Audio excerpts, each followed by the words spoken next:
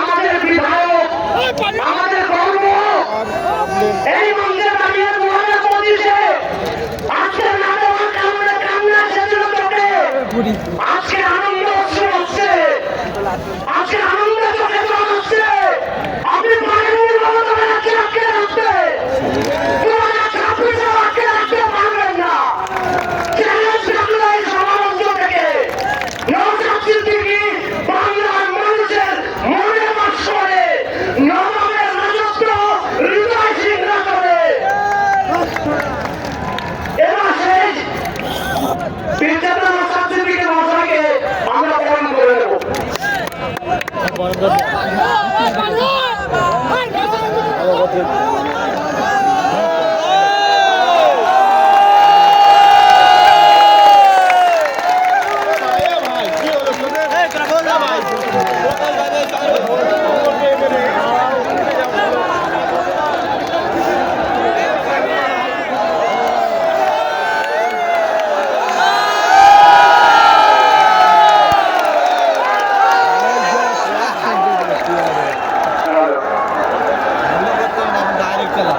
যে উদ্দীপনা, উচ্ছ্বাস সবটাই কিন্তু আমাদের দলের প্রতিষ্ঠাতা প্রাণ পুরুষ বিজেতা আব্বাস সিদ্দিকী ভাইজানের কাছে কিন্তু ক্রেডিট যাবে।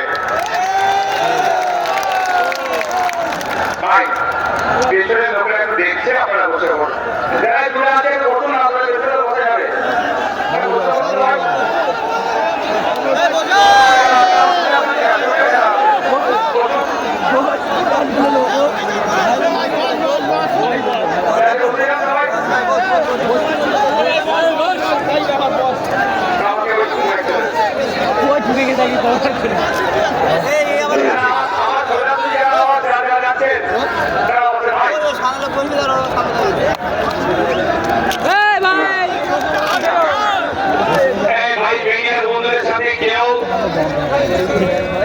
কেউ মিডিয়ার বন্ধুদের সাথে কোনো খারাপ আচরণ করবেন না।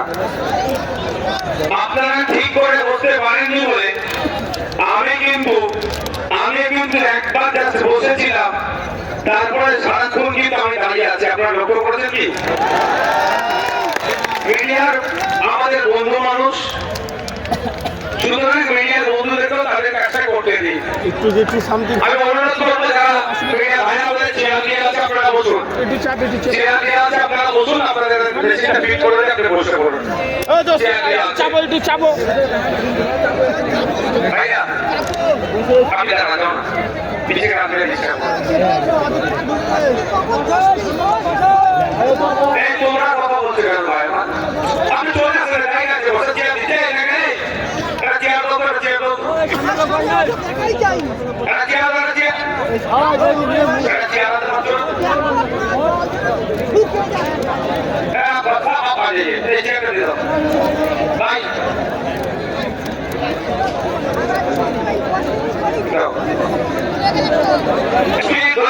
পারবেন তো?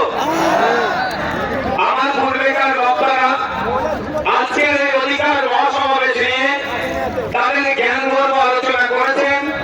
কেন আজকে আমরা শহীদ মিনারের ময়দানে এসে উপস্থিত হয়েছি আমাদের অধিকারের জন্য, সে বিষয়ে তারা দীর্ঘক্ষণ চর্চা করেছে। আমি আপনাদের কিঞ্চিত বলবো, সাথে 2026-এর বার্তা আমরা দেব যে আগামী নির্বাচনে আমরা কি চাইছি, কি করতে চাইছি, সেটা এখানে যারা হাজার হাজার মানুষ উপস্থিত হয়েছে এই বার্তা নিয়ে গিয়ে পাড়াতে পাড়াতে, মহল্লাতে মহল্লাতে, বুথে বুথে, চায়ের দোকান থেকে শুরু করে পাড়ার লোকে যে যেখানে খেলার ময়দানে যে যেখানে থাকে এই বার্তাটা আমাদের পৌঁছে দিতে হবে আইএসএফের বার্তাকে। আমাদের আইএসএফের লক্ষ্য উদ্দেশ্য কি? আইএসএফের লক্ষ্য উদ্দেশ্য হচ্ছে যে সমাজ ব্যবস্থার পরিবর্তন করতে হবে।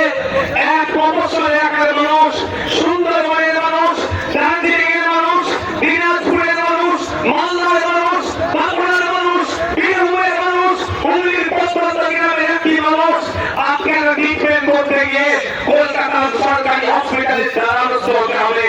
Indian secular front alternative politics provide করছে, ইন্ডিয়ান সেকুলার ফ্রন্ট কল দিচ্ছে 2026 সালে যদি আমাদের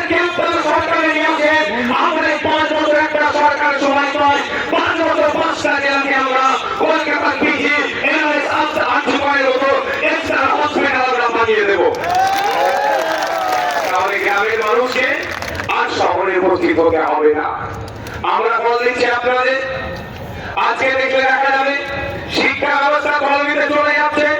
2012 থেকে 2024 এই সময়কালে পশ্চিমবাংলায় প্রায় 25,000 প্রাইমারি স্কুল বন্ধ হয়ে গিয়েছে।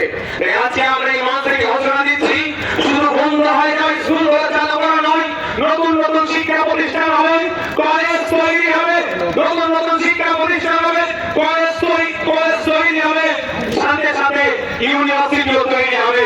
দুর্ভাগ্য আমাদের মুর্শিদাবাদ জেলা সারা ভারতবর্ষের পিছিয়ে থাকা জেলাগুলোর মধ্যে যদি আমরা খোঁজ করি একটা জেলা পাবো মুর্শিদাবাদ জেলা। সেই জেলাতে এখনো পর্যন্ত একটা ফুল প্লেজ ইউনিভার্সিটি দেখতে পাচ্ছি না। আমরা শুধু মুর্শিদাবাদ জেলা নয়, 10 লক্ষ 20 লক্ষ মানুষের ঘরে প্রতিটা জেলায় আমরা সেই ইউনিভার্সিটি তৈরি করবো। উচ্চ শিক্ষায় শিক্ষিত হতে পারে আমাদের সমাজের ছেলেরা, তার ব্যবস্থা আমরা করবো যদি 2026 সালে বাংলার মানুষ আমাদেরকে সুযোগ দেয়। আপনারা জানিয়ে রাখি, আজকে রাজ্য সরকার যে বিচারিতা করছে সংখ্যালঘুদের সাথে, দলিতের সাথে, আদিবাসীর সাথে, সেই বঞ্চনা থেকে আমরা অবসান ঘটাবো। আমার हमारा सबका प्यारा बाबा साहेब अम्बेडकर जी का उनका थर्ड जनरेशन प्रकाश अम्बेडकर जी ऐसे चले गए। हम आपको बोलना चाहते हैं, बंगाल में जो भी सरकार चल रहा है सिर्फ नाम का सरकार चल रहा है, अगर ये सरकार चला रहा है। क्योंकि यहाँ पे 100 रोजगार के अनुसार से 22% दलित को जॉब मिलना चाहिए, लेकिन ऑफिशियल ये लोग 22% दलित को जॉब दे रहा है, लेकिन उसमें से 10% असली दलित नहीं है। फेक सर्टिफिकेट डाल के दलित का झाड़ के एक सरकार छीनना चाहते हैं। हम लोग लड़ाई है 20% के ऊपर से असली जो दलित है उनका जॉब मिले, वही लड़ाई हम लोगों का है। यहाँ पे 6% रिजर्वेशन है एससी कम्युनिटी के लिए। दुख की बात है, बंगाल में 1 करोड़ आदिवासी नहीं है, लेकिन 1.5 करोड़ एससी सर्टिफिकेट प्रोवाइड किया गया है। इसका मतलब ये होता है कि 6% जो है उसमें से असली जो आदिवासी है उनको नहीं मिल रहा है। उसको छोड़ के जो नॉन आदिवासी है, जो आदिवासी के जो संगठन है, जो ईशा मीडिया मिशन है, अगर हम लोग सत्ता में आएंगे तो को 5% दलित के लिए जो है रिजर्वेशन उनको सही से मिलेगा, 6% जो आदिवासी के हैं वो मिलेगा। साथ में रंगराज मिश्रा जी का जो कमीशन है बैकवर्ड क्लास का जो माइनॉरिटी मुस्लिम है उनका जो 10% देने के लिए बोला है, हम लोग देंगे। 100টা চাকরি হবে, 10টা অনগ্রসর মুসলমান চাকরি পাবে, 22টা দলিত চাকরি পাবে, 6 জন আদিবাসী পাবে প্রকৃত। এর ব্যবস্থা আমরা করবো যদি 2026 সালে আমাদের থেকে নিয়ে আসা হয়। আমরা বলবো, আমরা এই মঞ্চ থেকে কি বলছি, আমাদের অধিকার অনুযায়ী শ্রমিকের অধিকার। ইন্টারন্যাশনাল মাইগ্রেন্ট লেবার অ্যাক্ট 1979 কেন্দ্র সরকারের আইন এই মাইগ্রেন্ট লেবারদের এই নানান রকম অত্যাচার অনাচার হচ্ছে এইগুলো বন্ধের জন্য। কিন্তু দুর্ভাগ্য আজকে এখানে যারা উপস্থিত হয়েছেন মুর্শিদাবাদ, মালদা, দিনাজপুর রাজ্যের বিভিন্ন জায়গা থেকে এসেছেন, যাদের অনেকের বাড়ির লেবার ছেলেরা মাইগ্রেন্ট লেবার হয়ে ভিন্ন রাজ্যে কাজ করছেন। আপনাদেরকে জানানো হয়নি ইন্টারন্যাশনাল মাইগ্রেন্ট লেবার অ্যাক্ট 1979 থেকে ওখানে প্রত্যেকটা যে মাইগ্রেন্ট লেবার আছে তার অধিকার সুরক্ষিত আছে। কিন্তু দুর্ভাগ্য আমাদের ওই আইনে বইয়ের পাতাতে সুরক্ষিত আছে, বাস্তবে কিন্তু আবার ঘুষানি যাবে পানি গিয়ে মহল্লাতে, গ্রামে, মাঠে, ময়দানে, হাজারে হাটে বাজারে যে আছে ঘাটে যেখানেই যাবে একটাই কথা যে আইএসএফ এর সুযোগ দেওয়া হোক, আইএসএফ এই চোর ডাকাত গুন্ডা মাস্টারগুলোকে সরিয়ে দিয়ে সুস্থ সমাজ ব্যবস্থা নিয়ে আসবে। এই সমাজ ব্যবস্থায় সরকারি কর্মচারীরা তার হকের নিয়মে কেন্দ্রীয় সমাজে যে সমাজ ব্যবস্থায় শূন্যপদ পূরণ হবে, বেকারত্ব সরানো হবে, যে সমাজ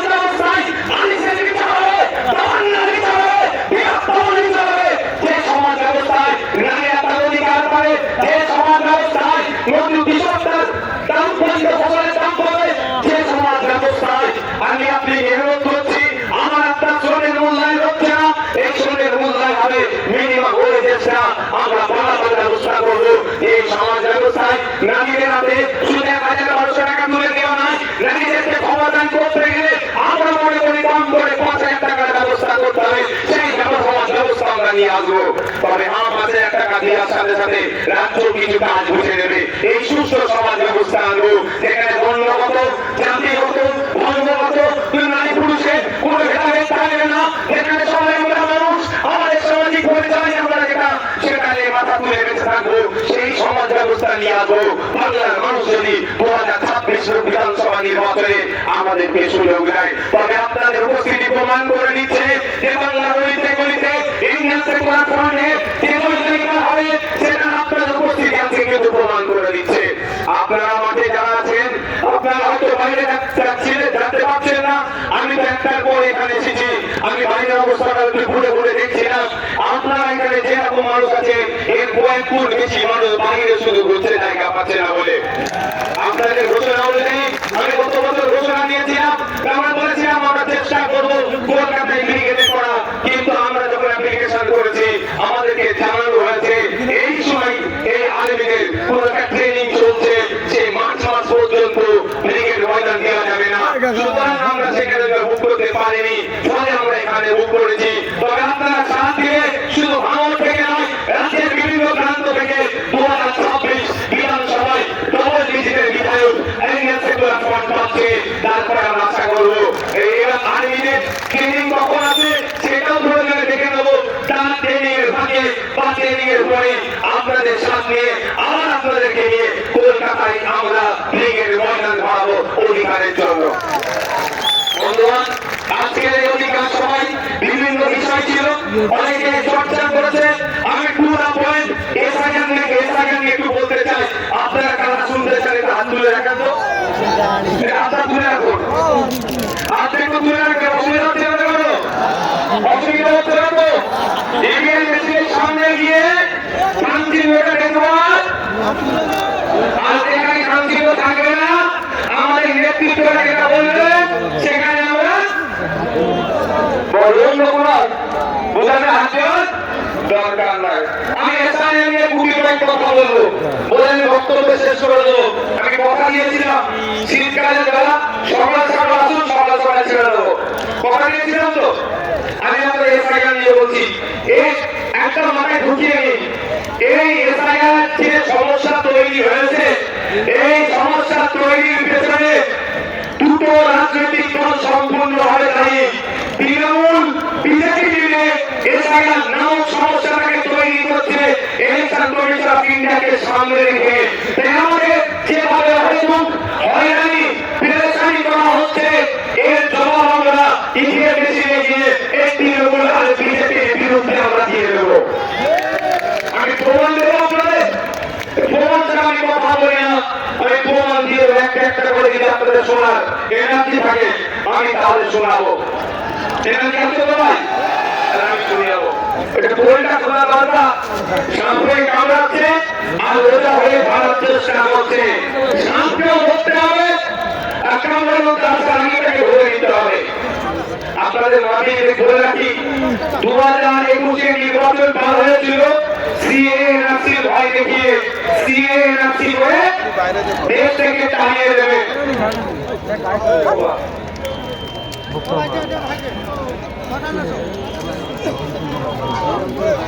সংগ্রামী যৌথ মঞ্চে যে মঞ্চ আছে তার উপরে ছেলেরা উঠে গেছে, এর উপরে যারা উঠেছে একদম একদম নেমে যাও। এটা অনৈতিক কাজ, নেমে পড়ে চাল থেকে। শোনেন ভাই, এদিকে রাখান। 2021 সালে নির্বাচন কি দেখিয়ে পার হয়েছিল? বিজেপি বলেছিল তাড়িয়ে দেবো, এই বিজেপি বলে তাড়িয়ে দেবো। আর কি বলেছিল যে আমাদের পারে না আমরা আছি। এখন বলুন, এই 2026 নির্বাচন আসছে, এসআইআর করে ভোটাধিকার কেড়ে দেবো বন্ধ শোনাচ্ছে সুরেন্দ্র অধিকারী, আর মমতা ব্যানার্জি ঠিক করে বলছে আমি ভাবতে এসআইআর হতে দেবো না। অলরেডি কাগজ দিয়ে আপনাকে আমাদের চুরাচুরি করতে হচ্ছে। আমাদের নোটিশ এসে গিয়েছে। নরেন্দ্রই বিখ্যাত মানুষ অপরক্ত কমিশন নোটিশ পাঠিয়েছে এই বিজেপি তৃণমূলের পাল্লায় পড়ে।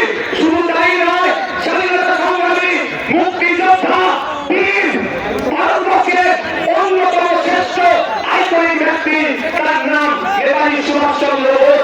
নেতাজি সুভাষচন্দ্র সাহেব পরিবারকেও এই নোটিশ পাঠিয়েছে। আপনাদের বলবো 2026-এর বৈতরণী পার করার জন্য তৃণমূল আর বিজেপি এসআইআর নামক এই সমস্যাটার অবতরণ করেছে। তাই আপনাদের বলবো এই সমস্যাতে হয়তো হয়রানি করার চেষ্টা হচ্ছে, তবে আপনি আতঙ্কিত হবেন না।